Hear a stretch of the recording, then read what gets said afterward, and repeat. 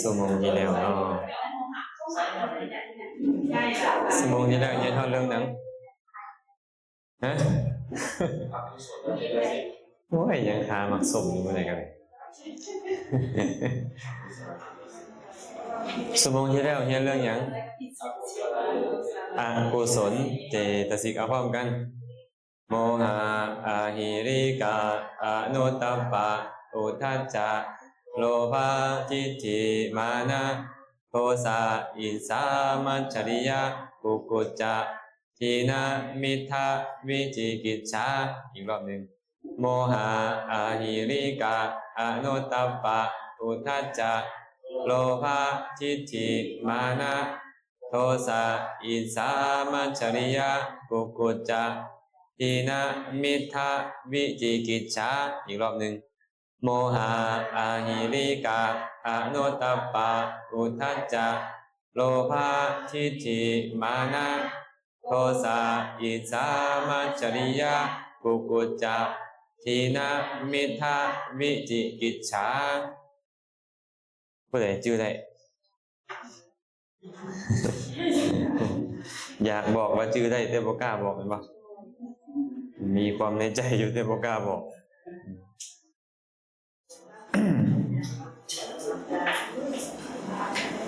เพิ่นได้เว้าเรื่องของอัญญสมนาเจตสิกไปแล้ว13เนาะ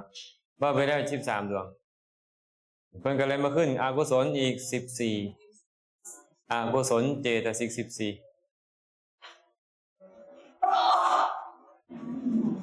มีโมหะเป็นต้น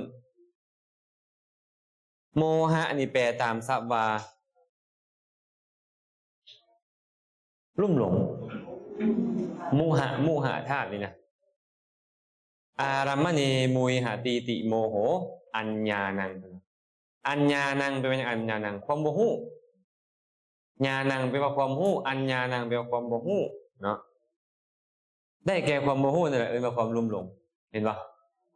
อวิชชาโมหะอันเดียวกันเลยเนาะอวิชชาหรือโมหะอันเดียวกันความบ่ฮู้ในอย่างล่ะบ่เป็นบ่ฮู้ทุกอย่างเลยอย่างเช่นเอาพระอรหันต์เพิ่นเป็นคนอินเดียซะบรรลุอรหันต์แล้วมาประเทศลาวเพิ่นบ่ฮู้นะว่าอันนี้เขาเอิ้นว่ามักย่ำบ่ฮู้ว่าอันนี้เขาเอิ้นว่ามักเกี้ยงมักปุกเพิ่นบ่ฮู้ได้บ่เพิ่นบ่ฮู้จักมังกรบ่ฮู้จักแม่สุวรรณเพ็งได้บ่ได้เพิ่นบ่จำเป็นต้องฮู้เฮาแต่เพิ่นคือบอกว่าพระอรหันต์ผู้ฮู้ทุกสิ่งทุกอย่างล่ะฮู้อริยสัจสี่ฮู้อริยสัจสี่ตามความเป็นจริงฮู้อันใดเป็นทุกข์เหตุเกิดทุกข์เหตุดับทุกข์และทางไปสู่ความดับทุกข์เพิ่นยังบ่ฮู้บางประการใดมีแต่ผู้ฮู้ทุกสิ่งทุกอย่างคือพระพุทธเจ้าพระพุทธเจ้าฮู้หมดจะบ่ต้องตัวไฟดอกว่าเจ้าอยู่บ่อนใดห้อมใดชื่อหยังบ่ต้องตัวนี่นะเคยมีเทื่อนึงมีนิทานเราส่วนแม่ออนสีฟังตอนแรกๆเนี่ยมีเรื่องราวเกิดขึ้นในสมัยพุทธกาลมีแม่ออกคนหนึ่งแม่ออกคนนี้มีศรัทธาในนักบวชนอกศาสนาหักหลายหักคือพระลูกชายนี่นะแต่เพิ่นบวชนอกศาสนาปุ๊บว่าถ้าดูแลตั้งแต่น้อยจนใหญ่ไปต่อไปหักแพงกันคือแม่คือลูกนี่เมื่อได้กับวินทบาทอยู่เงินเราในชั้นแล้วก็กลับมาพระกับหักโยมอุปถากคนนี้เหมือนกับโยมแม่กับหักเหมือนกับพระลูกชายอยู่หมามือหนึ่งไทยบ้านไทยเมืองก็โอ้จะเป็นอยู่บ่ดีไทยบ้านไทยเมืองกันเลยแต่ว่าแต่คุณพระพุทธพระธรรมพระสงฆ์ให้เราได้ยินบ่ได้บอกให้เราฟังเด้คือพอไม่ออกนี่นะสมมุติเป็นอย่างอภิธรรมมาอภิธรรมมันลึกซึ้งเนาะมันมีสภาวะที่ซับซ้อนเนาะสิเนาะไม่ออกเรียนได้ยินบ้างเรียนอยู่บนนะจังสินะอันนี้คือกันไปร่วมกันพระพุทธเจ้ามีคุณแบบนี้ได้แบบนี้เสียงพระองค์ไพเราะเทศเรื่องราวลึกซึ้งสุขุมเนาะว่าซั่นไปฟังได้จักหน่อยก็ดีบ่มันอยากฟังได้บ่เนี่ยแต่ว่าไปครอบลูกชายก่อนดีกว่าก็ไปหานักบวชนอกศาสนาที่เป็นพระลูกชายโยมแม่อยากจะไปฟังธรรมในสำนักของพระสมณะโคดมได้บ่โอ้ยแม่เลยอย่าไปเถอะพระสมณะโคดมมันมีวาทะแนวนี้แนวนั้นพอเห็นคนอ่านกันจะไปไปก็บ่มีประโยชน์จังดอกเพิ่นว่าได้ตกลงบ่ไปลูกชายว่าบ่ให้ไปก็บ่ไปหักลูกหักเพิ่นน่ะนะ เป็นอันมารอบที่หนึ่งบ่ได้ไปรอบที่สองรอบที่สองที่สามก็ไปข้อเพื่อเก่าเขาก็มาเว้าดูอันพอมีออกไปฟังธรรมนั่นก็ได้บ่แม่นมีออกนิ่งไปเว้าดูบ่จ้านี่ก็สมาชิกเพิ่มขึ้นมีออกอ่อนไปเว้าดูบ่จ้าเนาะสุดท้ายเฮ็ดจังได๋สิครอบบ่ครอบก็ยานะครอบก็บ่ให้ไปเนาะยาแหละบ่ให้ไปงนมาเลยอันบ่ให้เฮาไปหาก็ที่มนต์มาเอาเพิ่นว่าโอ้สลาดได้บัดเนี่ยก็ผมไปบอกลูกชายไปมนต์พระพุทธเจ้าวัดละอยู่ใกล้กับวัดเดียรธีเขาก็อยู่อ้อมอยู่เนาะบอกน้อยๆลูกชายกลับไปยางกายความคุ้นเคยจังซั่นน่ะสิไปหาพระพุทธเจ้าก็เข้าวัดนี้ก่อนเถาะเอาวัดอาจารย์เฮานี่ก่อนพระลูกชายผู้เป็นอาจารย์เป็นพระอ้ายเพิ่นนี่ก็ถามเจ้าสิไปไสน้อยแม่บอกให้ไปนิมนต์พระสมณะโคดมไปฉันมื้ออื่นนี่บ่ต้องไปเพิ่นว่าเพิ่นก็ห้ามไว้เลยขัดลาบพระพุทธเจ้าบ่ธรรมดาเด้เนี่ยต้องบ่ฮู้ว่าสิทุกข์อีกจักร้อยจักพันชาติขัดลาบนี่แต่หมอน้อยก็เลยบอกอาจารย์บ่ได้คันขาน้อยบ่ไปนี่แม่อ้ายเขาได้แท้ๆแหละจังไดก็ได้ไปขาน้อยโอ้ยบ่ไปนะบ่ได้ไปเอาสิซะคันเจ้าไปเด้อเจ้าบ่ต้องบอกว่าเฮือนเจ้าอยู่ไสเป็นว่าไดเพิ่นคิดว่าพระพุทธเจ้าบ่ฮู้นะเจ้ามีได้บอกว่านิมนต์ไปศาลอยู่เฮือนขาน้อยแล้วบ่ต้องบอกว่าเฮือนอยู่ไสคักบ่ล่ะออกแผนให้กันข่อยกับเจ้าสิกินอาหารที่แม่เจ้าแต่งไว้มื้ออื่นนี่หมอน้อยก็ไปตามคำสั่งของอาจารย์ไปฮอดปึ๊บข้าแต่พระสมณโคดมขาน้อยขอนิมนต์ไปฉันภัตตาหารอยู่เฮือนของขาน้อยมื้ออื่นเช้านี้ขาน้อยบอกแล้วกลับปั๊บแล้วกันหนีองค์เนี่ยบ่บอกอีกว่าเฮือนขาน้อยอยู่บ่อนนี่อยู่ห้อมหันบ่บอกเลยเพิ่นก็คิดว่าอาจารย์เพิ่นสร้างมา2คนเพื่อสิกินอาหารแม่เพิ่นเอาพระพุทธเจ้าไปบ่ถึกนะเบิ่งด้วยอันบางแผนกันโอ้ซับซ้อนเหลือเกินเนาะพอตื่นมื้ออื่นเช้ามาตอนกลับไปหมอน้อยนี่ไปบอกอาจารย์ตามนั่นแหละตามอาจารย์บอกหมดทุกอย่างเลยอ้าวดีแล้วตื่นเช้ามาเพิ่นก็ไปแต่เช้าแล้วองค์เนี่ยเพิ่นก็ไปแล้วก็อยู่คนละห้องเนาะโยมแม่เพิ่นก็กั้นห้องไว้เอาผ้าม่านกั้นนะกั้นหาห้องฝั่งนี้อาจารย์เพิ่นอีกห้องฝั่งนึงก็นิมนต์พระพุทธเจ้ามาพระเจ้าก็ไปก็ถึกกันแหละเนาะเพิ่นบ่ได้เพิ่นบ่ฮู้เนาะพอไปปุ๊บไม่ออกในกระถวายอาหารฉันเรียบร้อยพุทธเจ้าก็อนุโมทนาคาถาเทศไปกำลังเทศไปป๋อคนหนาวลุกนะอันนี้ฟังทำเรื่องเกิดปีติคือเขาว่าเมื่อกี้นี่นะสาธุปักดังๆมาเนี่ยสาธุพุทธเจ้าก็เทศไปเราแซมซื่นใจแล้วเราก็สาธุไอ้ลูกชายพระลูกชายนางข้างเงินนะที่บ่เนี่ยเหลือใจสงสัยโยมแม่ของเขานี่ไปเป็นคนของพระสมณโคดมนั่นแหละว่าซั่นลุกขึ้นเปิดม่านมาสีหน้าด่าเลยอันบอกภาษาไปเท่ากับอีเลยเห็นไหมเนาะคนกาลากินีแล้วว่านับตั้งแต่มื้อนี้เป็นต้นไปเขาขาดกันว่าซั่นเจ้าก็บ่ต้องมาอุปถาเขาอีกที่ไปทางใดละไปแล้วว่านี่เลยพระอันนี้ห่วงลูกศิษย์เนาะย่านลูกศิษย์ไปหาครูบาอาจารย์อื่นอาตมาก็ย่านเลยอันเนี้ยบ่อยากไปหาผู้ใดอาตมาเลยบ่ค่อยไปหาไปเขานิมนต์แท้ๆโดยเฉพาะคันครูบาอาจารย์เขาเขาเนาะนำจะค่อยไปบ่อยากเข้าไปย่านเขาเจ้าเครียดอันครูบาอาจารย์เขาเจ้าเครียดแล้วมีภัยรถเฮาพระผู้น้อยซะมื้อนะเนาะภัยมาทันทีเลยบ่อยากจะไปอันครูบาอาจารย์เขาเจ้าไปหาอันเด้อครูบาอาจารย์แซมเด้อฟังอยากฟังเทศน์เราไปฟังนะเพิ่นก็สิไผนั่นน่ะอันตรายอันเนี้ยมันจะเฮ็ดเฮาพินาศเลยก็มีเรื่องบ่มีก็หาเรื่องให้เฮาก็มีนี่เป็นเหตุเลยหลังจากถึกด่าแล้วปีติอยู่ดีบ่ดีถึกด่าเป็นเลยบัดนี้คนบ่แม่นคนที่เฮาบ่เคารพคนเฮาเคารพคนเฮาฮักสับดาวต่อหน้าของพระพุทธเจ้าซับพระพุทธเจ้าก็เราย่างออกไปพระพุทธเจ้าก็เทศต่อมันสิฟังได้บ่ในวันนี้คุณน่ะว่าอันที่ฟังได้บ่เนาะเนี่ยมันฟุ้งซ่านมันรำคาญใจมันพอใจเราก็โอ้ยตั้งใจฟังแต่มันฟังบ่ได้ใจมันเสียหายเนาะ มันฟ้าพระพุทธเจ้าเห็นอาการอุบาสิกาเจ้าคิดนำคำว่าของพระลูกชายเจ้าเป็นบอสโดยขนาดธรรมดาคนเฮาบ่ต้องไปคิดบ่ต้องเอาคำว่าของคนอื่นมาใส่ใจเนาะเพิ่นก็เลยตัดคาถาณปะเรสังวิโลมานิณปะเรสังกตากตังอัตโนวะอเวเขยะกตานิอากตานิจักบุคคลบ่ควรไปถือเอาคำเว้าอันเสียดแทงจิตใจเฮ็ดให้คนพ้องสยองเก้าของคนอื่นมาไว้ในใจดอก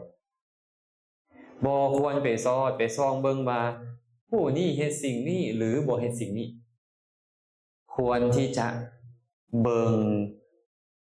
สิ่งที่เฮ็ดหรือยังบ่เฮ็ดของตนเท่านั้นพระพุทธเจ้าบอกมาเขาสิด่าเขาสิว่าเขาสิเสียดสิจังไดก็ตามแต่บุคคลเอาคำเว้าของเขามาไว้ในใจเฮาและบ่ต้องไปเบิ่งดอกเบิ่งแม่ผู้นั้นน่ะศรัทธาก็บ่มีให้ทานก็ให้บ่ได้ศีลก็บ่รักษาอุโบสถก็บ่รักษาธรรมะก็บ่ฟังบ่ต้องไปใส่ใจตรงนั้นให้ใส่ใจตนเองดีว่าค่อยเฮ็ดหรือยังบ่ได้เฮ็ดอันใดทานค่อยเฮ็ดดีแล้วบ่ศีลก็รักษาดีไปอุโบสถได้รักษาได้บ่ฟังธรรมเด้ปฏิบัติธรรมเด้ค่อยเฮ็ดหรือยังควรสอดส่องเบิ่งตัวนี้เข้าไปเพ่งเบิ่งตัวนี้ฟังธรรมจบลงบรรลุเป็นพระโสดาบันมั้งไงทางคาถาเดียวจากที่บ่ได้ศรัทธาในพระพุทธเจ้าเลยได้ยินคำคนอื่นเว้าเรื่องของพระพุทธเจ้าเว้าเรื่องของธรรมะคำสอนเฮานี่สามารถที่ให้คนอื่นมีศรัทธาในศาสนาได้ถึงเฮาบ่ได้โอกาสสอนบ่ได้โอกาสเว้ากันร่วมกันเรื่องของโอ้สิเฮาเรียนอันนี้ไปเห็นอันนี้มีปัญญาแบบนี้แบบนั้นเนาะให้เขาได้ยินให้เขาอยากสนใจคำว่าฟังบางทีก็อาจจะจุดประกายของเขาอาจจะเฮ็ดสิ่งที่ดีๆต่อศาสนาได้ดีกว่าเราอีกเห็นป่ะพูดจากอันสามเณรนิโครธบ่สามเณรนิโครธเนี่ยพระเจ้าอโศกเนี่ยสั่งฆ่าแหละเพราะว่าพี่น้องของเพิ่น101คนสั่งฆ่าหมดแต่ว่ามีน้องไผ่น้องไผ่คนละพ่อคนละแม่หนีได้ปลอมตัวหนีแล้วแต่มีท้องแก่ไปเกิดอยู่ใต้ต้นไทรเทวดาซอยเอาอันนี้ก็ลูกค้าเทวดาซอยสุดท้ายแล้วก็ปลอมตัวไปอยู่ในขอทานคนขอทานกันเหมือนลูกก็แต่งตั้งให้เป็นลูกอายุได้7 ปีออกบวชบรรลุเป็นพระอรหันต์หลังจากบรรลุเป็นพระอรหันต์ก็ไปโพดแม่เพิ่นพระเจ้าอโศกนิมนต์เดรัจฉีมาฉันพัฒอาหารอากับกิริยาบ่น่าเลื่อมใสเลยเดรัจฉีทั้งกินทั้งลมทั้งเฮ็ดเฮียทั้งแบบใดก็มีนะหัวสะอิดสะอ้อยแบบใดก็มีโอ้บ่น่าเลื่อมใสจังเลยจนเราขึ้นไปนั่งอยู่เทิงปราสาทเดียวเห็นสามเณรกำลังย่างกายราชวังไปโอ้น่าเลื่อมใสแต่โจรน้อยองค์เดียวโจรน้อยองค์เดียวโจรน้อยองค์เดียวพลิกชะตาศาสนาเลยพอเจ้าโศกบ่เลื่อมใสศาสนาจักหน่อยอาศัยโจรน้อยองค์เดียวพลิกชะตาของศาสนาโจรเลื่อมใสในโจรน้อยเอิ้นเข้ามานี่บนโจรน้อยนางไหมโจรน้อยก็เป็นนางเชิงฮู้ว่าบ่ได้สมควรแก่ตัวเองอีกได้ฟังหน่อยเดียวมันซาบซึ้งใจถวายทานประกาศประเทศนั้นเป็นพุทธศาสนาขึ้นเป็นศาสนาประจำเลยตีไปฮอดบ้านน้อยเมืองใหญ่ฟังรักอโศกไว้จารึกพุทธคุณธรรมคุณสังฆคุณไว้จารึกธรรมะคำสอนเอาไว้เนี่ยเฮ็ดแบบนี้หลังจากนั้นทรงธรรมทูตออกมาทางสุวรรณภูมิมาฮอดลาวฮอดไทยมากๆไปทางปากีสถานไปทางศรีลังกาไป9 สายเลยทรงธรรมทูตออกไปศาสนาจึงรุ่งเรืองทั่วโลกหมดเลยย้อนโจรน้อยองค์เดียวต้องดูนะไผสิคิดไอ้โจรน้อยที่เป็นลูกหลานขอทานแล้วจะเฮ็ดงานศาสนาให้แพร่ออกไปทั่วโลกได้มึงดูอาศัยโจรน้อยองค์เดียวแล้วให้ได้เกิดความเลื่อมใสพออย่าประมาทเด้โจรน้อยก็ได้พระหนุ่มเน็ตน้อยไอ้โจรหนุ่มโจรน้อยพุทธเจ้าบอกบุคคลประมาทได้4อย่างบ่ไฟอย่าประมาทว่ามันน้อยมันได้เสื้อไหม้หัวจะตายก็มีเนาะงูพิษอย่าประมาทตัวน้อยมันต่อเจ้าตายได้กษัตริย์เจ้าอย่าประมาทเขาว่าเป็นเด็กน้อยเด้ขึ้นครองราชย์มาเนี่ยคอขาดเด้เห็นบ่ได้สมณะนี่นะเจ้าจะไปประมาทเด้บ่แม่นสิไปยอกไปใหญ่เพิ่นจับแก้มจับโอ้เพิ่นจับพุงมันโอ้ยปุยปุยอยู่เนาะท้องนี่เนาะย่างจงกรมได้บ่ปฏิบัติธรรมได้บ่อย่าได้ เดชของผู้มีศีลใหม่เจ้าเนี่ยเพิ่นบอกว่าไฟไหม้เฮือนยังเหลือดินเดชของผู้มีศีลใหม่มันพินาศไปเลยถ้าไอ้จัวน้อยมีกำลังขนาดนั้นเฮ็ดให้พวกเขาได้มานั่งเรียนอภิธรรมอยู่มื้อนี้กันแล้วกันเฮ็ดให้เฮาฮู้จักพระพุทธเจ้ากันแล้วกันไอ้จัวน้อยอาตมาเลยเวลาเฮ็ดอีหยังอาตมาจะนึกถึงเรานึกถึงพระเจ้าอโศกนึกถึงสามเณรนิโคตคนอื่นอาจจะไปนึกถึงผู้อื่นหมดก็ยากเฮาก็นึกถึงอยู่แล้วแหละผู้มีคุณทั้งหลายแต่ว่าบ่ลืมเพิ่นว่าเฮามีซุมื้อนี้ได้ศาสนาพุทธเข้ามาลาวได้ย้อนพระเจ้าอโศกกับสามเณรนิโคตเอาละบ่แม่นสอนนั่นโดยตรงแต่เพราะจัวน้อยองค์นั้นน่ะศาสนาจะมาจากอินเดียแล้ว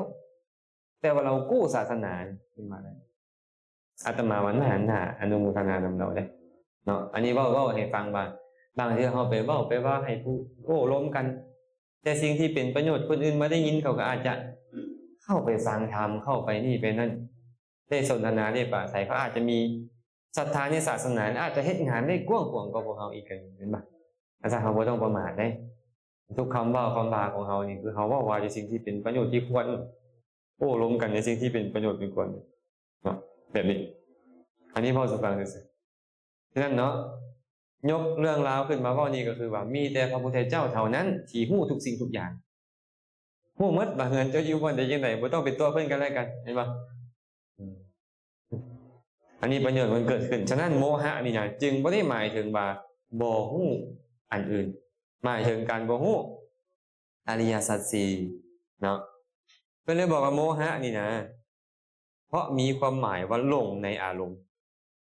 หลงในอารมณ์ลุ่มหลงอยู่ในอารมณ์ได้แก่ความบ่ฮู้แจ้งในอารมณ์โมหะนั้นมีความบ่ฮู้เป็นลักษณะคือเลยบัดนี้โมหะมีความบ่ฮู้เป็นลักษณะของมันก็แต่ว่าโมหะเป็นนามธรรมเมื่อเป็นเช่นนี้ก็ยอมฮู้อารมณ์ได้เข้าใจเพิ่นเว้าบ่นี่ฮะอันนี้อารมณ์อันนี้โมหะมันเกิดกับหยังเกิดกับจิตนั่นแหละโมหะก็เลยต้องฮู้แต่บ่ฮู้อารมณ์ฮู้อารมณ์แต่บ่ฮู้อารมณ์มันเป็นนามธรรมมันก็ต้องฮู้อารมณ์แม่นบ่แต่ว่ามันฮู้แบบหล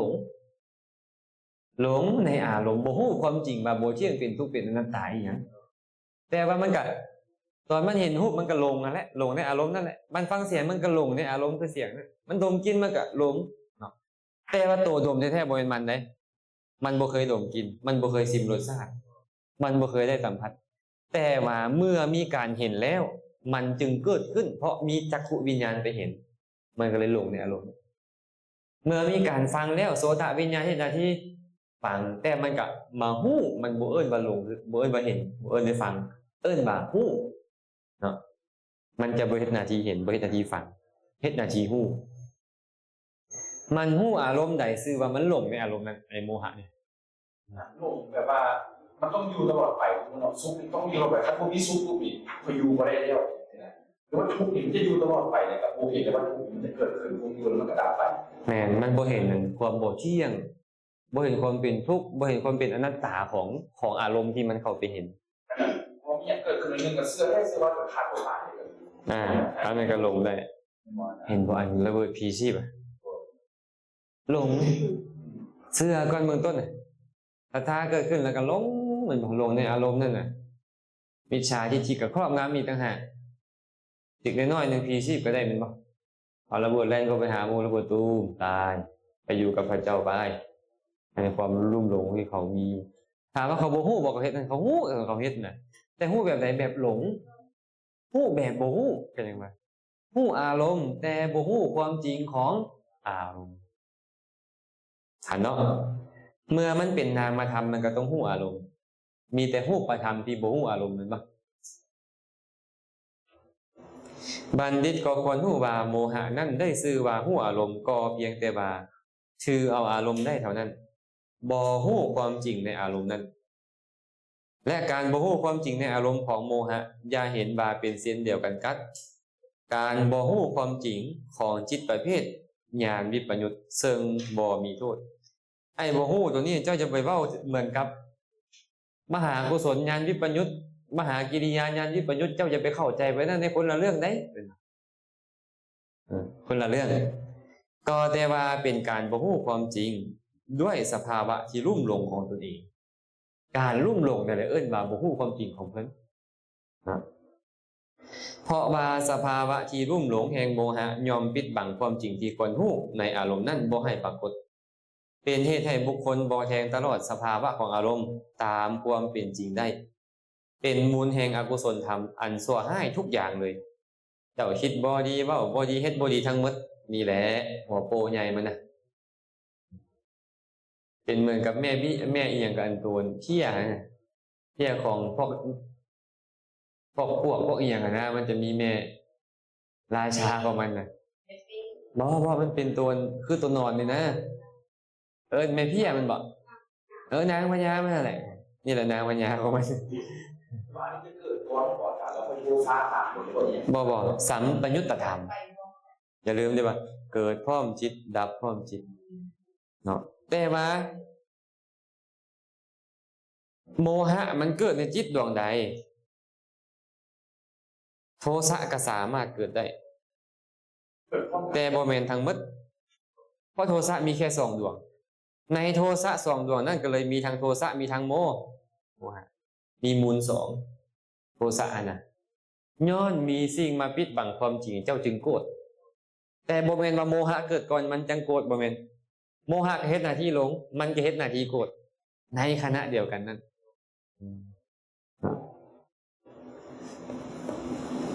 พอคนจะโกรธจะโลภจะอย่างเท่าไหร่ก็ไม่เห็นความจริงก่อนบ่แม่นส่วนหลายแหละทั้งหมดเลยถ้าเห็นความจริงจะบ่โกรธจะบ่ลุ่มหลงมีความมุ่งองค์อาจต่างๆมาจากนั้นเฮาบ่เห็นความจริงตอนใด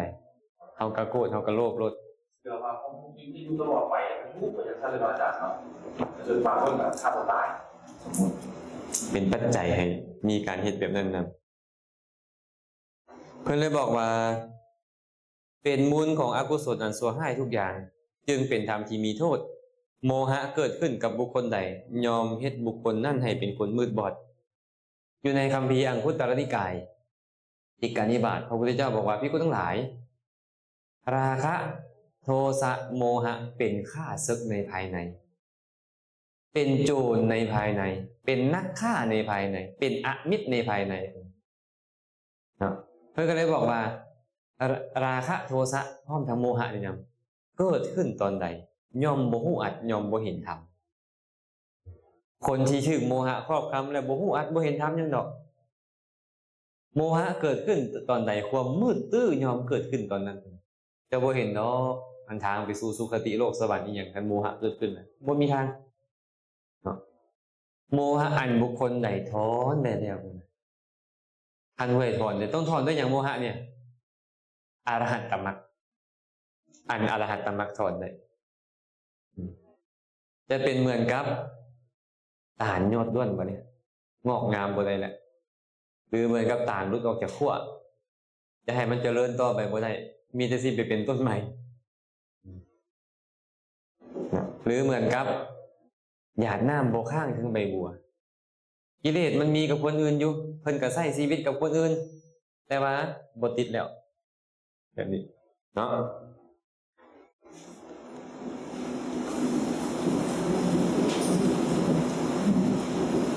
อันนี้จะเว้าบางประการให้ฟังเพิ่นเลยบอกว่าอวิชชาคือโมหะเนี่ยอันเดียวกันเด้โมหะกับอวิชชาอันเดียวกันคือความบ่ฮู้ในฐานะ8ประการถ้ามาในพระสูตรเพิ่นจะบอกว่าบ่ฮู้อริยสัจ4ตามความเป็นจริงในวิธรรมจะบอกฐานะ8คืออย่างแน่บ่ฮู้ในอริยสัจ4อย่างนั่นแหละบ่ฮู้ในขันธ์ส่วนอดีตบ่ฮู้อดีตเขาเคยเฮ็ดหยังเคยเป็นหยังเป็นต้นนั่นนะบ่ฮู้ในขันธ์ส่วนอนาคตบ่ฮู้ในขันธ์ทั้งอดีตทั้งอนาคตอันหมายถึงปัจจุบันและบ่ฮู้ปัจจัยาการคือปฏิจจสมุปบาทมันคล้ายกับอย่างนี้แม่พรหมณีคล้ายกับอย่างคล้ายกับคล้ายกับวิจิกิจฉาเห็นป่ะวิจิกิจฉากับสงสัยอันนั้นนะสงสัยในคุณพระพุทธพระธรรมพระสงฆ์ในสิกขาและกับขันธ์อดีตขันธ์อนาคตขันธ์ปัจจุบันพร้อมทั้งอย่างป ปัจจัยการนี้ปัจจัยการคือปฏิจจสมุปบาทปัจจัยการหันเนาะอันมีคำบรรยายอภิธรรมหรือความบ่ฮู้ในฐานะสีคืออริยสัจสี่เท่านั้นอันมามีคำบรรยายในพระสูตรพระสูตรนี่จะว่าของสี่อย่างบ่ฮู้ในสี่อย่างบัณฑิตควรฮู้ว่าธรรมที่มีชื่อว่าอวิชชานั้นว่าโดยโตสภาวะก็คือโมหะนั่นเองโมหะอวิชชาอันเดียวกันจบแล้วยากบ่อวิชชาเนี่ยโมหะนี่แต่ตามซับไปว่าลุ่มหลงสภาวะคือโมหูคืออวิชชาอวิชชาแม้นผู้ใดละได้อรหันต์เท่านั้นอรหันต์จึงสามารถละได้ผ่านบ่อวิชชาผ่านบ่ท่านเขาถามมาต่อว่างไดไม่ออกแปมไม่ออกแปมท่านเขาถามว่าอวิชชามีความหมายว่าใดโมหะมีความหมายว่าใดเขาตอบว่าความโมหูโมหูในหยังหรือในอาทานะ8ประการขันธ์ในการ3อดีตปัจจุบันอนาคตและปัจจัยการคือปฏิจจสมุปบาท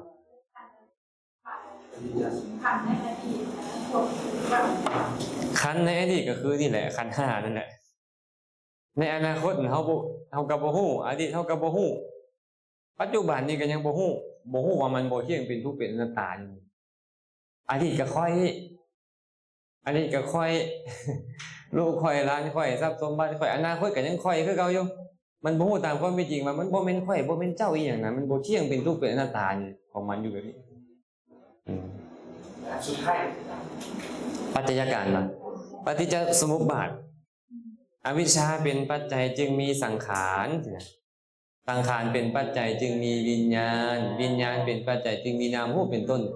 บ่ฮู้แบบนี้บ่ฮู้ว่ามันมีเหตุมีปัจจัยแต่ละอย่างมันยังเกิดขึ้นนี่นะเห็นไหม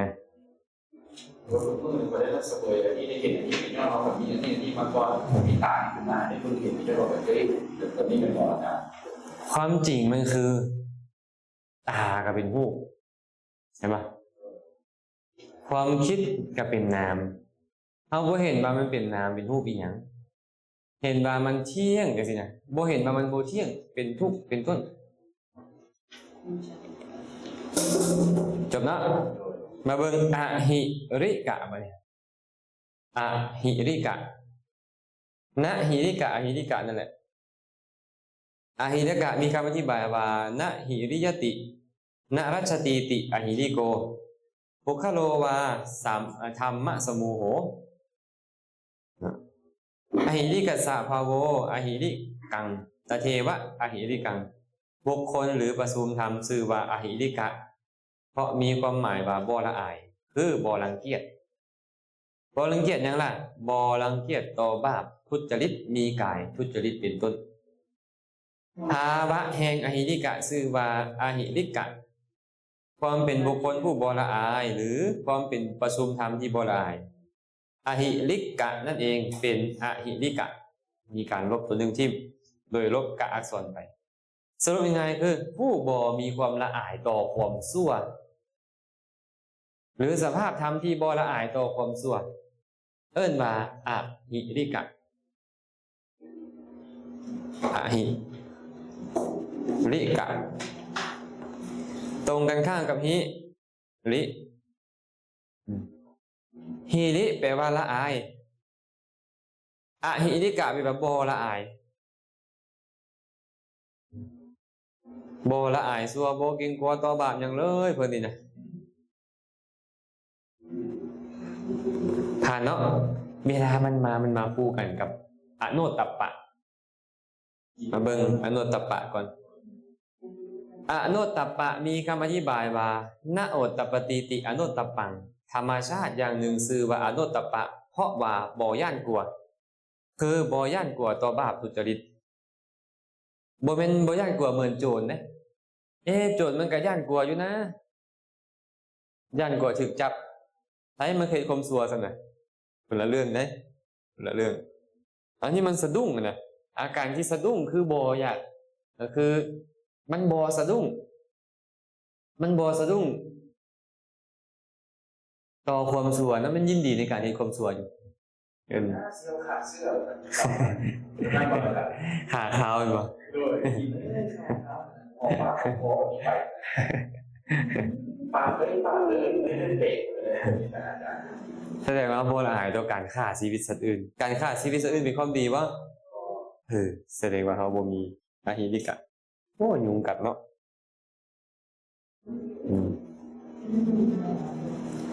ในธรรมสองอย่างนี้อหิริกะมีความบ่รังเกียจต่อทุจริตมีกายทุจริตเป็นต้นเป็นลักษณะ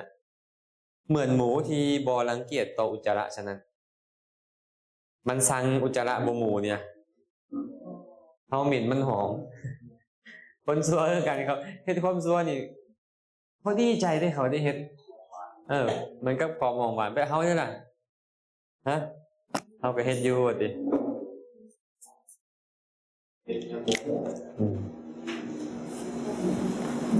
ฉะนั้นเนาะพอเข้าใจเนาะนี่เนาะเหมือนกับหมูอหิริกะนี่บ่เก่งกลัวส่วนอนุตตัปปะมีความบ่สะดุ้งเป็นลักษณะบ่ย่านกลัวต่อทุจริตมีกายทุจริตเป็นต้นเหมือนตั๊กแตนที่บ่สะดุ้งย่านกลัวต่อไฟฉะนั้นเคยเห็นปะแมงเมามันย่านไฟปะมันบินเข้ากองไฟเฉยมันบ่ย่านบุคคลผู้ที่บ่มีโอตตัปปะมีแต่อนุตตัปปะนี่นะมันก็คือกัน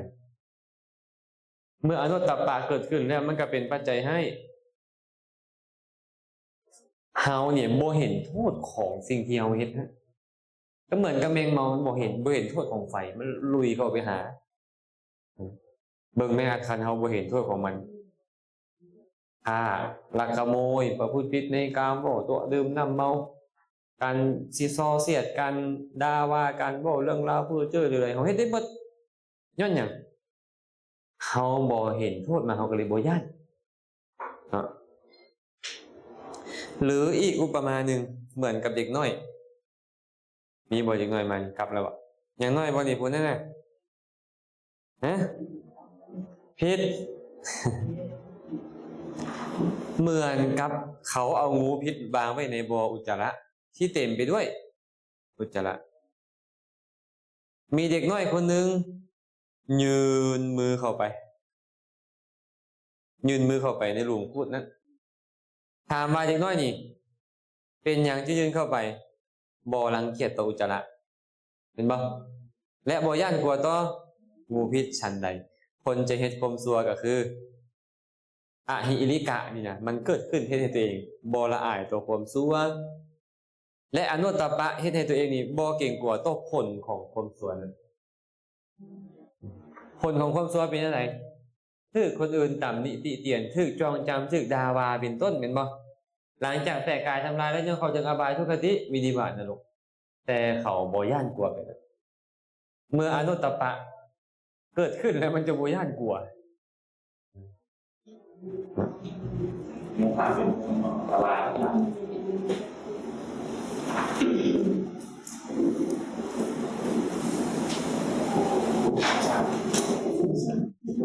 ผ่านบ่ผ่านเนาะจบแล้วอหิริกะต่อไปก็ขอไปทางอหิริกะทางอนุตตัปปะแล้วต่อไปอุทธัจจะมันความจริงแล้วอุทธัจจะเฮาเรียนตอนเอกคตาแล้วแม่นบ่ตรงกันข้ามกับเอกคะแต่จะว่าคืนในหนึ่งคำว่าอุทธัจจะวันนี้มีคำอธิบายว่าอุทธตัสสะภาโวอุทธัจจังแปลว่าสภาวะแห่งบุคคลผู้ฟุ้งซ่านชื่อว่าอุทธัจจะแปลว่าความฟุ้งซ่านนั่นเองอุทธัจจะนั่นมีความบ่สงบแห่งจิตเป็นลักษณะของมันคือความบ่สงบเหมือนกับพุงอยู่เทิงปลายเสาเวลาลมพัดมามันนิ่งปะบ่มันนิ่ง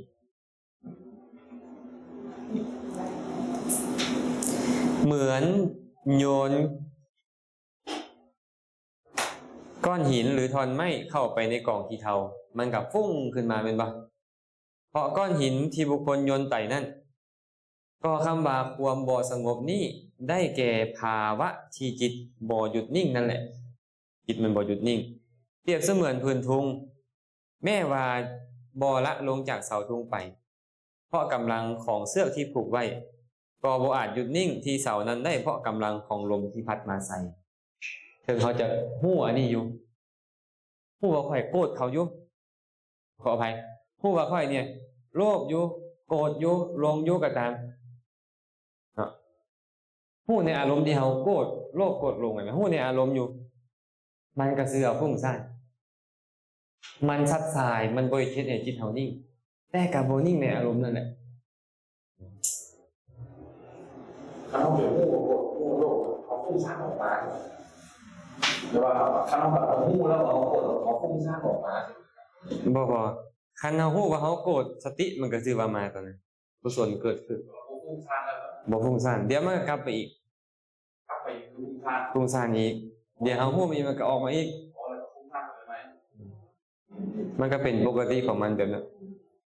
คันเฮาฟุ้งซ่านตลอดเฮาก็สิบ่มีเวลาให้ทานเนี่ยบ่ตอนให้ทานมันก็ต้องบ่แม่นฟุ้งซ่านแล้วแม่นบ่แต่เดี๋ยวแป๊บเดียวมันก็ฟุ้งซ่านอีกแหละเข้าทรงแขก เข้าทรงแขกเพิ่นเลยบอกว่าอุทธัจจะนี้เนาะมีความสั่นไหวในอารมณ์เพราะกำลังของอโยนิโสมนสิการจบแล้ว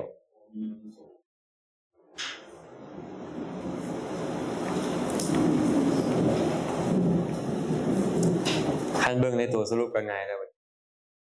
โมจตุกะหรือเอิ้นอีกชื่อนึงอ่านออกบ่นี่สัพพากุศลสาธารณเจตสิกแปลว่าเจตสิกที่เกิดขึ้นสาธารณะแก่อกุศลทุกดวงสัพพากุศลเนี่ยมาจากสัพพะบวกอกุศลเนาะแสดงว่าสี่ดวงนี้เกิดขึ้นกับบาปทุกดวงอกุศล12ดวงต้องมี4ตัวนี่แน่นอนโมหะอหิริกะและอโนตตัปปะทุกดวงเลยทุกดวงพร้อมกันเลยโมจตุกะ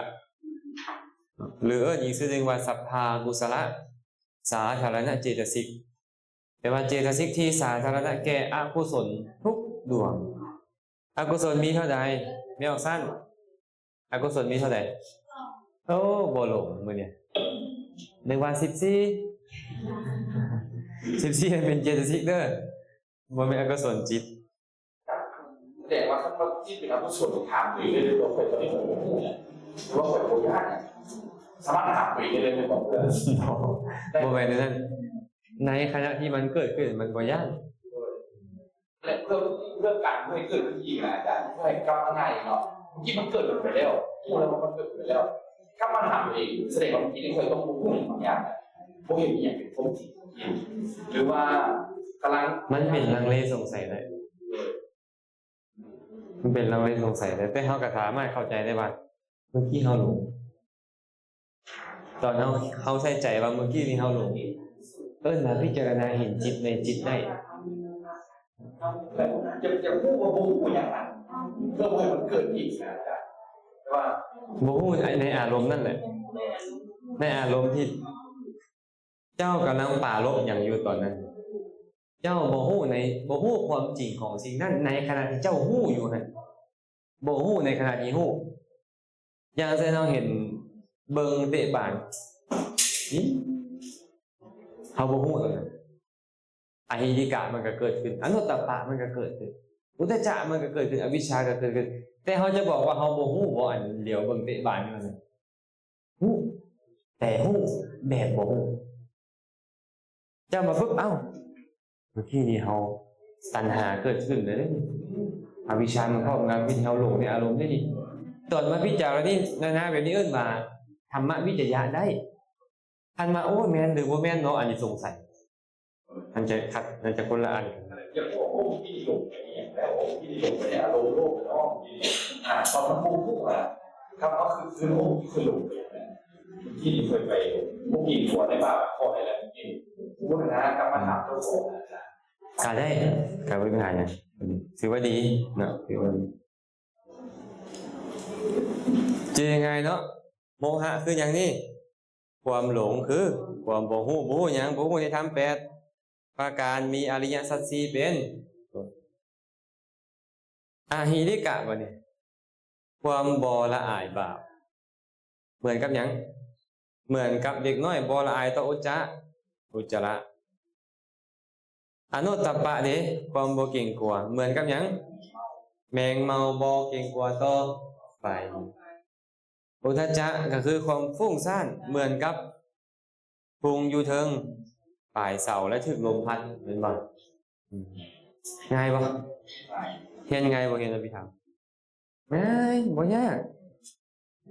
แม่นบ่พี่ออกนกไม่ออกนกเด้ง่ายบ่โอ้เปิดพัดลมก็ดีเลยยุงกัด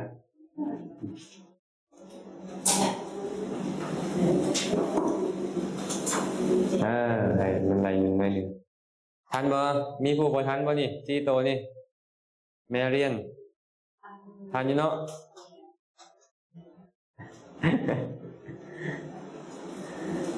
บ่ได้อย่างก็ให้ได้ที่โตนี่เด้อกลับไปเอากลับไปนำเพราะมันมีอยู่ในใจเขาอยู่แล้ว มันมีอยู่ในใจเขาอยู่แล้วคันจบแล้วอาจารย์ไปต่อเลยสิ่งที่เขาต้องเจอตัวนี้คือมันเกิดในจิตทุกดวงที่เป็นอกุศลบาปตอนใดมีพวกมันแน่นอนมาเบิ่งอันนี้อาจารย์เฮ็ดให้เบิ่งแล้วว่าโมหะนี่มันบ่ฮู้ได้อีหยังอันในพระสูตรก็บ่ฮู้อันนี้สัจสีมาเบิ่งโลติกะบัดนี้โลติกะก็คือหมวด3มีโลภะเป็นต้นเมื่อกี้นี้โมหะหรือนะโมจตุกะโลภะคือความอยากหรือความติดในอารมณ์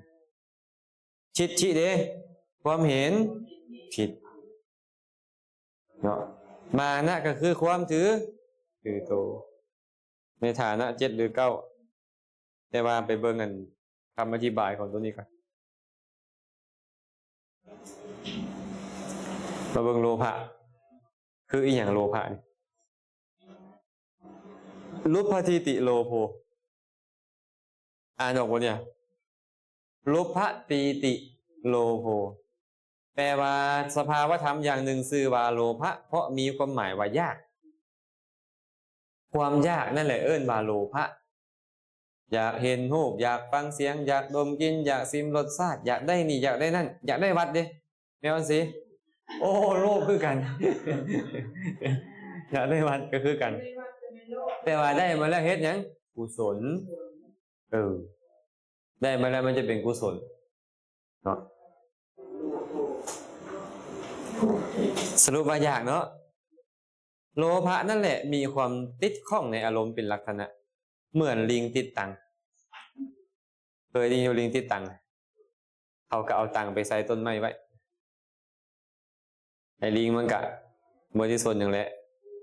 มือซ้ายจับเข้าไปติดมือขวางามเข้าไปอีกติดอีกตีนซ้ายงับเข้าไปตีนขวางับเข้าไปสุดท้ายก็เอาหัวไปงับเข้าไปอีกเป็นไงบ้างเนี่ยไปบ่ได้เลยคือพวกเขาคือกันออกจากวัฏสงสารบ่ได้ติดอยู่นี่ติดในรูปในเสียงในกลิ่นในรสในสัมผัสในความสุขเนี่ยในสิ่งที่เขาเข้าใจว่ามันสุขเนี่ยติดบ่จบบ่สิ้นอยู่นี่มันโดนซ้ำไหนล่ะไม่ออกหมอยพระพุทธเจ้าบอกว่าภิกษุทั้งหลายเอ้ย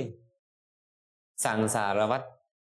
ของบุคคลผู้ที่ถูกอวิชชาปิดบังแล้วถูกตัณหาคือความอยากนี่นะดึงจองไปแล้วนี่นะเบื้องต้นบ่ปรากฏเลย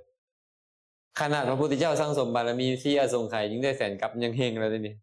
แต่เฮาเกิดมาในสังสารวัฏบ่ได้อีหยังพระพุทธเจ้าหลายล้านพระองค์แล้วมาอุบัติในโลกเฮาก็เกิดและตายเกิดและตายเกิดและตายอยู่แบบนี้ก็ต้องมาทุกข์อยู่แบบนี้อีกบ่สิ้นบ่สุดเบิ่งดูกันนะว่าเฮงซำใดเนาะ พระพุทธเจ้าเลยบอกว่าเบื้องต้นบ่ปรากฏดอกเจ้าอย่าถามบาธาตุแรกตอนไหนจะถาม มันจนบ่ปรากฏเหมือนกับวงเวียนเลยนะตอนนี้นะอันความยาวไกลอะไรนะมันการเกิดทุกสำไหนแล้วที่ผ่านมานี่เนี่ยเพิ่นมามือข้ามแก้มนี่บ่เป็นธรรมดาแล้ว เจ็บแก้วแมง สังสารวัตรนี่เนาะเห็นบ่โอ้มันจะแม่นเฮ็ดเฮาเฮงเอาให้เนาะแต่ว่าเฮาก็ติดอยู่เนี่ยย้อนหยังนี่แม่นย้อนมีตัวลิงนี่ตัวลิงนี่เฮานี่เปรียบเสมือนกับตัวลิงไอ้ตัณหานี่เปรียบเสมือนกับตั้งนะเดี๋ยวนี้มันติดเฮาเอาไว้นี่นะ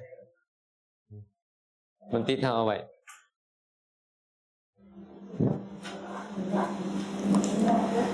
สรุปแล้วคือโลภะเนาะโลภะนี่นะตอนเอิ้นว่ามูลกับโลภะมูลตอนเอิ้นมันเป็นมูลกับโลภะมูลตอนเป็นนิวรณ์ก็เอิ้นมันว่ากามฉันทะเห็นป่ะบ่เป็นอย่างอื่นนะกามฉันทะนะเถิงฐานะเป็นกรรมบทก็เอิ้นว่าอภิชฌาเห็นป่ะอภิชฌานะความอยากได้ของคนอื่นมาเป็นของตนน่ะก็คือมันนี่แหละเถิงฐานะเป็นความยากอันเกิดขึ้นแห่งทุกข์ก็เอิ้นว่าตัณหาตอนเป็นสมุทัยก็เอิ้นว่าตัณหาซะเนาะเถิงฐานะเป็นวิปัสสนูปกิเลสทำเครื่องมัวหมองของวิปัสสนาหรือเป็นความติดใจในอธิกุศลก็เอิ้นว่านิกันติความพอใจเนาะพอใจว่าตัวเองอุ้ยศรัทธาเฮาดีแท้ความเพียรเฮาดีแท้ปัญญาเฮาที่ดีแท้เนี่ยเอิ้นว่านิกันติเนาะจึงมีหลายชื่อตามฐานะที่เป็นไปเอิ้นว่าราคะก็ได้เอิ้นว่าตัณหาก็ได้เอิ้นว่านันทิก็ได้แล้วแต่เพิ่นสิเอิ้นบัดนี้เอิ้นว่าอิจฉาก็ได้อิจฉากับอิจฉาคนละอันได้อิจฉาส่อเสื่อเนี่ยความบ่พอใจในความสุขความเจริญของคนอื่นคันอิจฉาตัวนี้แปลว่าตัณหาโลภะนี่อิจฉาความต้องการ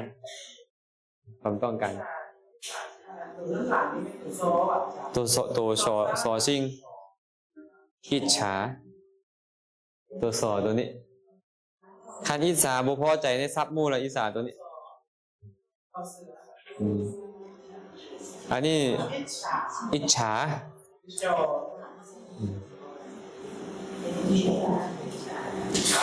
จบแล้วโลภะยากบ่โลภะฮะยากวะ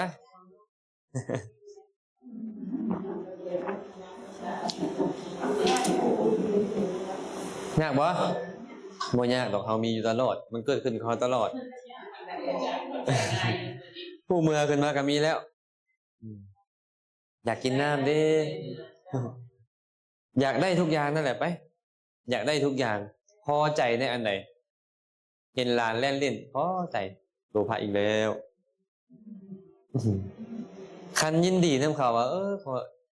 ให้เจ้ามีความสุขหลายๆเด้อโอ้ยดีใจดีเนาะเจ้ามีความสุขอันนั้นยังเป็นมุทิตา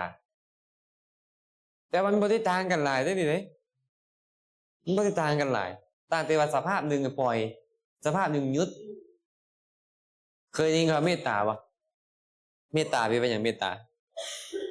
ฮะความฮักเหมือนมิตร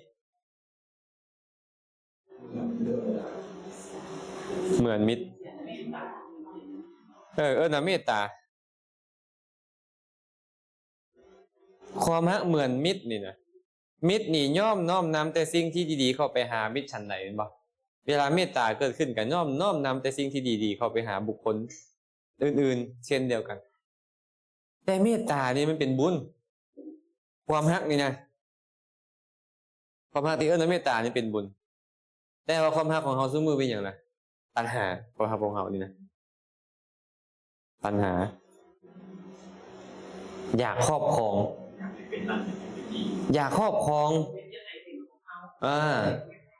ยึดว่าไงกันยึดเข้ามาไอ้ความฮักแบบตัณหานี่ยึดเข้ามาแต่เมตตานี่ปล่อยให้ต่างกันปะกรุณาคือเห็นเขาทุกข์แล้วอดบ่ได้อยากซอยเขาได้ซอยหรือไม่ได้ซอยก็ตามกรุณาเกิดขึ้นแต่ว่ากรุณานี่มักเป็นต้นตอของโทสะ คันบ่ได้ซอยเขาหรือซอยเขาบ่ได้เลยทุกข์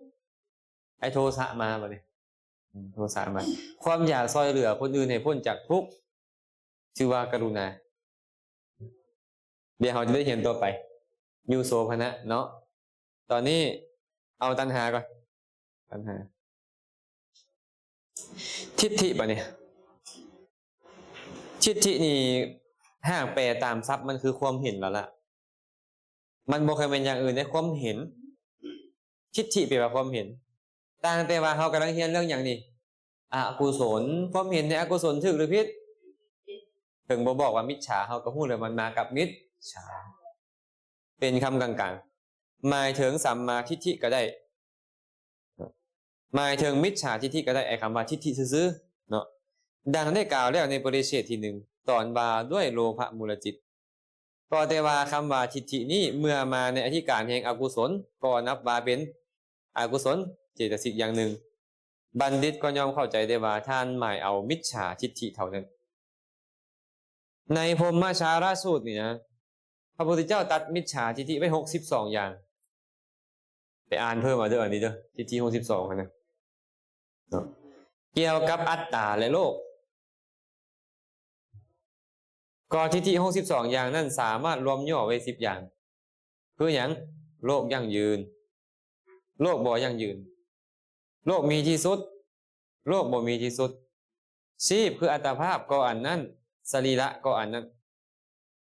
ชีพก็อย่างหนึ่งสรีระก็อย่างหนึ่งหลังจากตายแล้วสัตว์เกิดอีกก็มีหลังสัตว์ตายแล้วบ่เกิดอีกก็มีหลังจากสัตว์ตายแล้วยอมเกิดอีกก็ได้บ่เกิดอีกก็ได้หลังจากตายแล้วสัตว์จะว่าเกิดอีกก็บ่แม่นบ่เกิดอีกก็บ่แม่นดังนี้อันเนี้ยอันเขาตายแล้วตายแล้วนี่ก็วิชาทิฏฐิทั้งหมดแหละบ่เป็นอย่างอื่นดอกตายแล้วก็บ่มีแล้วแหละชาติต่อไปคือกันเรื่องเขียนกระต่ายเรื่องมีชาติต่อไปนี่คือวิชาทิฏฐิเนี่ยก็เขียนว่าโลกนี้สิ้นสุดโลกนี้สิ้นสุดหรือว่าตายแล้วเกิดอีกกับตายถ้าเห็นว่าตายแล้วเกิดอีกเท่านั้นบ่ได้เพราะพระอรหันต์ตายแล้วบ่เกิด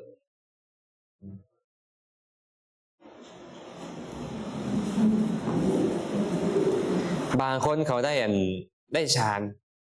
ได้อภิญญาระลึกชาติหนหลังได้เขาเคยเป็นอันนี้มาเกิดชาตินี้เป็นคือเขาโอ้ยโลกยั่งยืนโลกยั่งยืนแต่ก่อนค่อยเป็นอำมาตย์ของพระราชามาปัจจุบันค่อยก็เป็นคือเขาระลึกชาติได้เนาะก็ทิฏฐิทั้งหลายยอมมีเพราะมีสักกายทิฏฐิคันละสักกายทิฏฐิได้กันละทิฏฐิได้ทั้งหมดถ้าบ่มีสักกายทิฏฐิอื่นก็บ่มีข้อนี้สมจริงตามที่ทานพระอิสิทัตตะเถระกล่าวกับทานจิตตคหบดีว่าอิมาโขคาปติทิฏฐิโยสักกายทิฏฐิยาสติโหนติสักกายทิฏฐิยาอาสตินโหนติแปลว่าทานคหบดีเมื่อสักกายทิฏฐิมีทิฏฐิเราอื่นจึงมีเมื่อบ่มีสักกายทิฏฐิเราอื่นก็บ่มีอย่างนี้ละสักกายทิฏฐิได้62อย่างถือว่าละหมดคำว่าสักกายทิฏฐิเนี่ยคืออย่างไรความเห็นผิดในกายที่มีอยู่เป็นตัวเป็นตนนี่แหละเป็นกายนี่แหละก็คำว่าสักกายะกายที่มีอยู่ในที่นี้ได้แก่อุปาทานขันธ์5นั่นเองสักกายทิฏฐินั้นมี20อาการเพราะเป็นไปในอุปทานขันธ์5ขันธ์ละ4อาการอย่างเช่นว่ารูปเฮาเห็นรูปขอไปเฮาเป็นนะเฮายอมเห็นว่ารูปเป็นเฮาเห็นว่ารูปมีในเฮาเห็นว่าเฮามีในรูปเห็นว่ารูปมีในเฮาอันนี้4อาการเฉพาะรูปเวทนาคือกันสัญญาคือกันสังขารคือกันวิญญาณคือกันมีอย่างละ4อาการนี่ก็เป็น20อาการเนาะฉะนั้นเนาะทิฏฐินี่เบ้ารวมแล้วมี2อย่าง2อย่างนั่นคือหยังสัสสตทิฏฐิและอุเฉททิฏฐิเคยได้ยินสัสสตบ่สัสสตทิฏฐิ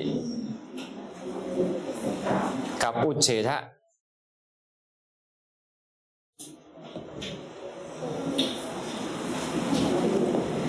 สัสสตทิฏฐิเห็นว่ายั่งยืน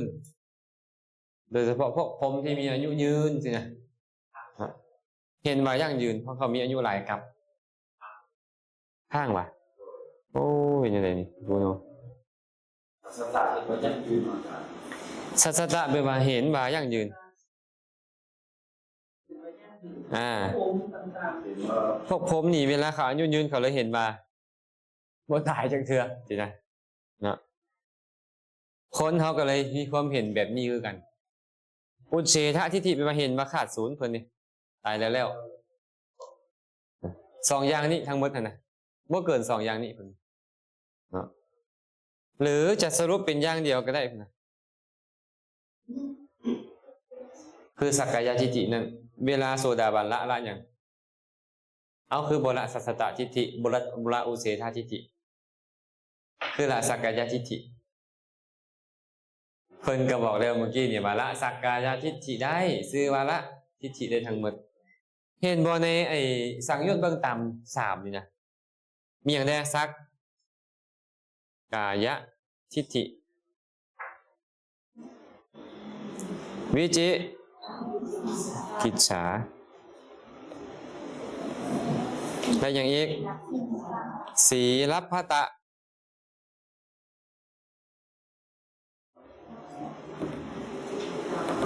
ปารามาสความจริงและไอ้2ตัวนี้อันเดียวกันไอ้2ตัวนี้นะ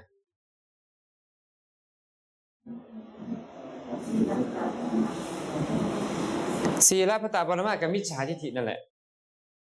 บ่แม่นอย่างอื่นต่างแต่ว่าสักกายทิฏฐินี่คือทิฏฐิเห็นว่าเป็นตัวเป็นตนแต่ว่าสัพสีลัพพตะปารามาสเนี่ยเห็นว่าข้อวัดที่ตนเองกำลังประพฤติอยู่นั่นน่ะมันบ่ได้เป็นทางสู่พระนิพพานอย่างเลยเห็นว่ามันเป็นทางสู่สวรรค์นิพพานอย่างเช่นพวกไปย่างตัวเองบ่ถึงไปบ่บางคนก็เอาดินขี้เถ้ามาตีตายมาห้อยใส่ตัวเองบ่กินข้าวน้อยหน่อยบ่สินะจอยเพราะมาเจอกับกำมือยกขึ้นถึงฟ้าตลอดหลาย10 ปีเห็นบ่เขามีได้พวกนึงไอ้นี่อ่ะมันบ่เป็นทางสู่สวรรค์นิพพานเลยสำคัญว่าเป็นทางสู่สวรรค์นิพพานเคยมีเป็นบ่ในกุลวัฏน่ะมี2สหายเข้าไปหาพระพุทธเจ้าผู้หนึงประพฤติเหมือนงัวผู้หนึงประพฤติเหมือนสุนัขเหมือนหมาเข้าไปหาพระพุทธเจ้าก็ไปถามเลยพวกข้าน้อยนี่นะประพฤติพรหมจรรย์แบบนี้นี่นะประพฤติข้อวัดแบบนี้นี่นะประพฤติศีลแบบนี้นี่นะตายไปแล้วจะไปใส่พระพุทธเจ้าก็บอกว่ากันพวกเจ้าเฮ็ดบริบูรณ์จะตายไปเกิดเป็นหมาแหละจะตายไปเกิดเป็นงัวนั่นแหละเพราะเฮ็ดคือหมาอัตยาศัยเป็นหมานะ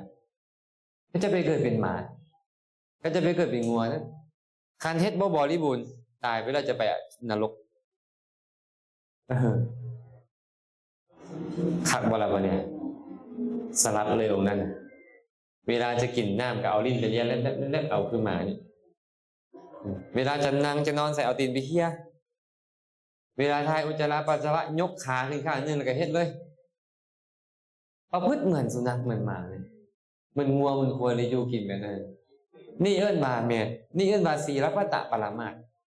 อย่าไปเข้าใจว่าโอ้ยเขาเอาดอกไม้ไปบูชาเจดีย์เขาเป็นสีลัพพตะปรามาสเจ้ากล่าวตูเขาได้มันคนละเรื่องเลยนะเห็นไหมเห็นป่ะฉะนั้นพวกเขาต้องได้ใจแยกให้ออกเด้อันศีลพัตตปรมาสเห็นพิษในข้อวัดในศีลศีละตัวเนี้ยแปลว่าศีลแปลว่าความเป็นปกติเหมือนหมาปกติเหมือนงัวป่ะศีละวัตตะคือความประพฤติที่บ่ถูกต้องทั้งหมดนั่นแหละนะวัตตะปรามาสแปลว่ารูปคำคือเฮ็ดอยู่ปฏิบัติตามนั่นอยู่เห็นว่ามันเป็นแบบนั้นมันบ่ถูกบ่ต้องเลยไอ้ศีลนี่วัดนี่กับเห็นว่าถูกต้องนี่นะมีครูบาอาจารย์บางองค์ไปอธิบายเพิ่นบอกว่าถือศีลเฮงไรได้เป็นศีลพัตตปรมาสได้ผลแบบพูนไปกล่าวดูพระพุทธเจ้าอยู่แล้วอันนี้ก็ได้ศีลที่พระพุทธเจ้าตรัสไว้เกื้อกูลแก่มรรคผลนิพพานนะเป็นบอกเจ้าบอกว่าไปถือศีลดีหลายเลยเป็นศีลพัตตปรมาส เจ้ากับความเห็นคนละเรื่องกับพระพุทธเจ้าอะระวังได้อันนี้ก็เลยการเอาบ่ศึกษาเลยนี่ยุ่งคือกันได้เนี่ยยุ่ง แล้วภาษาชาวบ้านคือหยิบมาอันนี้แล้วก็แม่นี่แหละ อันนี้แหละ อันนี้เท่านั้นเฮ็ดให้เฮาเนี่ย อันแบบนี้แหละเฮ็ดให้เฮาไปสวรรค์นิพพานนี่นะบรรลุมรรคผลนิพพานทั้งๆที่มันบ่มีเจ้าแค่ไปย่างตัวเองจังได๋เจ้าสิไปพระนิพพานเจ้าบ่ย่างกิเลสพุ่นน่ะ ถ้าสมมติว่าจิตมันกับแบบไปได้เรื่องมันบอกว่าจะไปปฏิภาณต่างๆเนาะคือสมมติว่าเขาอยากไปวงการได้ไหมเขาต้องลองแสดงบทนี่แหละคือวิธีที่ถูกต้องที่สุดแล้วโอ้ล่ะ อันนี้บ่เอาต้องเอามันเกื้อกูลแก่สวรรค์นิพพานเท่านั้นคันสำคัญยังบ่เอิ้นว่าศีลพัตตปรมาสิได้ต้องปรารภข้อวัดนั่นว่ามันเป็นไปเพื่อสวรรค์เพื่อนิพพานแต่มันบ่แม่นอย่างเช่นเมื่อกี้นี่แหละค่อยเฮ็ดให้คือตัวมานี่นะค่อยจะไปสวรรค์ไปนิพพานเนี่ยอันนี้มันบ่แม่นเรื่องเลยเจ้าเข้าใจผิดไอ้ความเข้าใจผิดนี่เอิ้นว่าเห็นผิดในข้อวัดก็เลยเอิ้นว่าศีลพัตตปรามาสะจับต้องรูปคำสิ่งที่เป็นข้อวัดเป็นศีลที่ผิดอ้าวมันบ่มาว่ะสมพอแล้วเห็นทางนึกหัวซื้อตี้ซั่นเห็นผิดในกายว่าเฮาอันนี้นะว่าเฮาร่างกายของเฮาจิตใจของเฮาเวทนาสัญญาสังขารวิญญาณเฮาเนี่ยเป็นอย่างเพิ่นคือบอกทั้งสองอันคือบ่บอกอย่างเดียวเลยอยากแสดงความพิเศษของตัวนี้ทั้งที่ตัวนี้นี่นะละสักกายทิฏฐิได้แล้วมันก็ละได้แล้วแหละแต่ว่ายังเห็นความพิเศษไม่อีกว่ามันสัวซ่าต่ำสามเด้ไอ้มิจฉาทิฏฐิตัวนี้เลยว่ามิจฉาทิฏฐิไว้สองฐานะในสังโยชน์เปิ่งแม่พุทธเจ้าอ่ะอยากเห็นว่ามันสัวซ่าต่ำสามทำใดนะพระองค์เลยบอกว่าพี่ก็ทั้งหลายเฮายังบ่เห็นธรรมแม้อย่างหนึ่งเลยที่เฮ็ดอกุศลที่ยังบ่เกิดให้เกิดขึ้นและเฮ็ดอกุศลที่เกิดขึ้นแล้วให้ไผบุญยิ่งกว่ามิจฉาทิฏฐิพี่ก็ทั้งหลายความเห็นผิดคือมิจฉาทิฏฐินี่แหละสัวซ่าต่ำสามหลายยิ่งกว่าทำเราอื่นเพราะมันเฮ็ดบาปอกุศลที่ยังบ่เกิดให้เกิดบาปอกุศลที่มีอยู่แล้วให้เพิ่มพูนไปพอเห็นผิดแล้วเป็นหยังระลึกผิดวาจาผิดวาจาผิดแล้วกายผิดเลี้ยงชีพผิดความเพียรผิดละลึกผิดเห็นป่ะระลึกผิดแล้วก็ตั้งจิตไม่ผิดฮู้ผิดหลุดพ้นผิดหลุดพ้นผิดกับบ่หลุดพ้นนั่นแหละเจ๊ไดไม่ออกผิวพรรณฮะมืนเลยมืนตัวใดมืนตัวใดที่เราเดี๋ยวมีผลิตเป็นอันเดียวเขาจะทำปากได้เราชื่อเป็นแค่มี20 ปีเป็นตัวใดอ๋อความเห็นผิดกันแน่นอนแหละก็เอิ้นวิปลาสวิปลาสคือเห็นคาดเคลื่อนมันบ่แม่นของเฮาก็เห็นว่าของเฮามันบ่เที่ยงเฮาก็เห็นว่าเที่ยงมันบ่งามเห็นว่างามมันบ่เป็นสุขเลยเฮาเห็นว่าสุขก็เลยเอิ้นว่าวิปลาสวิปลาสคือคาดเคลื่อนจากความจริงนะความจริงเป็นแบบนึงตัวเองเห็นว่าเป็นแบบนึงนี่แหละลักษณะของมิจฉาทิฏฐิส่วนวิจิกิจฉาอันนี้ไงแล้วแหละเนาะเอาเรียนมาแล้วลังเลสงสัยในฐานะแปดประการจบแนวทิฏฐิสรุปทิฏฐิคือหยังทิฏฐิคือความเห็นหยังเห็นผิดแบบใดมันบ่เที่ยงเห็นว่าเที่ยงมันบ่ยั่งยืนเห็นว่ายั่งยืนมันเป็นทุกข์เห็นว่าสุขมันบ่แม่นตัวตนเลยเห็นว่าแม่นตัวตนเวลาเฮาปรารภมาเฮาเข้านี่แม่นหยังมาก่อนสักกายทิฏฐิมาก่อนเลยคันละสักกายทิฏฐิได้ก็ถือว่าละหมดคันผู้ใดไปเห็นอยู่อินเดียนี่โอ้ยสารพัดเลยเด้ศาสนาเขาเจ้าคนหลายศาสนาหลายเฉพาะอินเดียนะผมเห็นแตกต่างกันโอ้ยร้อยอันพันแนวเลยมีเวลาที่พาไปเบิ่งโมแมนมีเวลาให้พาอาจารย์ไปเบิ่งโมแมนอาจารย์ที่พาไปบ่มีเงินพาไปเลยไปเบิ่งนี่โอ้ยเห็นกับเจ้าเห็นเนาะมัน มันบ่น่าจะเกิดขึ้นได้แต่มันเกิดขึ้นได้เหมือนกับคนเขาเห็นนี่แหละมึงไปบ้านเขาอะบางเทื่อเห็นว่าเอาอันอีหยังเขาเจ้าเนี่ยเอาไส้ไปใส่เฮือนนั่นนะเงินสิลังไหลเข้าว่าซั่นถูกไหมก็ยังมีความเห็นแบบนี้เกิดขึ้นได้อะเห็นบ่เอาไว้มักยมไปสู่รถน้ำจะนิยมชมชอบถูกไหมเห็นได้อ่ะไอ้ความคิดแบบนี้มันเกิดขึ้นได้ย้อนอย่างนี้เขาบ่ฮู้แจ้งเห็นบ่อยากให้หมู่เก่งขามเอาไหนเอามาขามไปใส่โอ้ยความคิดตื้นๆเนี่ยพวกเขาเนี่ยย้อนอย่างเขาจึงตื้นปานนี้ตื้นเขินปานนี้เพราะเขาบ่เข้าใจความจริงบ่ได้อาศัยการฟังธรรมของพระอริยเจ้าทั้งหลายมันก็เป็นปกติแบบเนาะโอ้สิขึ้นมานะบ่ทันมื้อสิขึ้นมานะบ่ทันเป็นอะไรว่ามื้อนี้เขาได้จักอย่าง6อย่างเอาอะไรมึงดูโมหะอาหิริกาอโนตตัปปะอุทธัจจะโลภะทิฏฐิมานะยังบ่ได้เอาไว้มือใหม่มานะนี่ชื่อตัวนี้มันบ่แม่นคือเขาเข้าใจแล้วนี่ได้เขาเข้าใจว่าเขาดีกว่าเขาแล้วเอิ้นชื่อตัวความจริงแล้วบ่แม่นคือตัวมีหลาย7อย่างก็ได้9อย่างก็ได้คือตัวมีอย่างก็อย่าง มี7อย่างก็ได้9อย่างก็ได้มีคำอธิบายอยู่ในเล่มตัวนั้นอยู่แล้วแล้วมามือใหม่จึงค่อยอธิบายให้ฟังอีกมื้อนี้เราเรียนหลายเลยเนี่ยเราได้พวกปกิณกะเจตสิกเนาะมีจักอย่างปกิณกะเจตสิก6อย่างคืออย่างเอาซอยกันวิโตวิจารอาทิโมวิริยะปีติฉันทะให้ไปด้วยไปด้วยนะสัพพจิตตสาธารณะดิ7อย่างคือผัสสะเวทนาสัญญาเจตนาเอกคตา